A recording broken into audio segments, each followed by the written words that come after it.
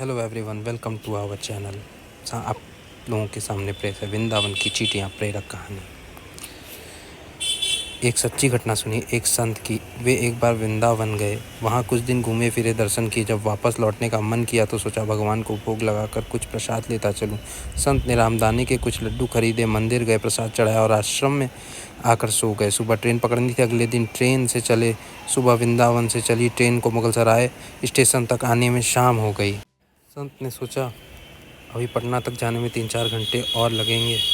भूख लग रही है, मुगलसराय में ट्रेन आधे घंटे रुकती है। चलो हाथ पैर धोकर संध्या वंदन करके कुछ पा लिया जाए। संत ने हाथ पैर धोया और लड्डू खाने के लिए डिब्बा खोला। उन्होंने देखा लड्डू में चींटे लगे हुए थे। उन्होंने चींटियों को हटाकर 1-2 लड्डू खा लिए, बाकी बचे लड्डू प्रसाद में बांट दूंगा ये सोचकर छोड़ दिए।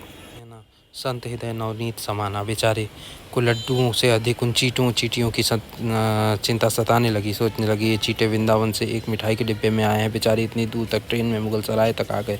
कितने भाग्यशाली थे, इनका जन्म वृंदावन में हुआ था। अब इतनी दूर से पता नहीं कितने दिन ये कितने जन्म लग जाएंगे इनको वापस पहुँचने में। पता नहीं ब्रज की धूल इनको फिर कभी मिल पाएगी या नहीं। मैंने इतना बड़ा पाप कर दिया, इनका वृंदावन छुड़वा दिया, नहीं मुझे वापस जाना ही होगा। संत ने उन चींटों को वापस उसी मिठाई के डिब्बे में सावधानी से रखा और वृंदावन की ट्रेन पकड़ ली।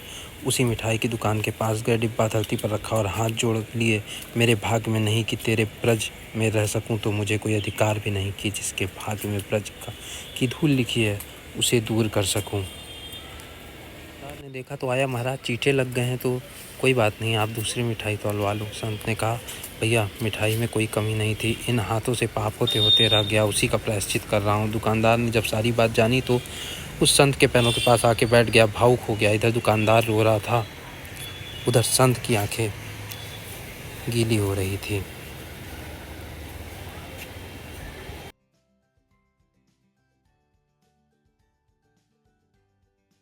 भाव की है बात, उस निर्मल मन की है बात, ब्रज की है बात, मेरे वृंदावन की है बात, मेरे नटवर नागर और उनकी राधा रानी की है बात, मेरे कृष्ण की राजधानी की है। बूझो तो बहुत कुछ है, नहीं तो बस पागलपन है, बस एक कहानी है। घर से जब भी बाहर जाएं तो घर में विराजमान अपने प्रभु से ज़रूर मिलकर जाएं, और जब लौट कर आएँ तो उनसे ज़रूर मिलें, क्योंकि उनको भी आपके घर लौटने का इंतज़ार रहता है। घर में यह नियम बनाइए कि जब भी आप घर से बाहर निकले तो घर में मंदिर के पास 2 घड़ी खड़े रहकर कहें प्रभु चलिए आपको साथ में रहना है, ऐसा बोल कर ही घर से निकलें। क्योंकि भले ही लाखों की घड़ी हाथ में क्यों ना पाने हो, पर समय तो प्रभु के ही हाथ में है ना। राधे राधे।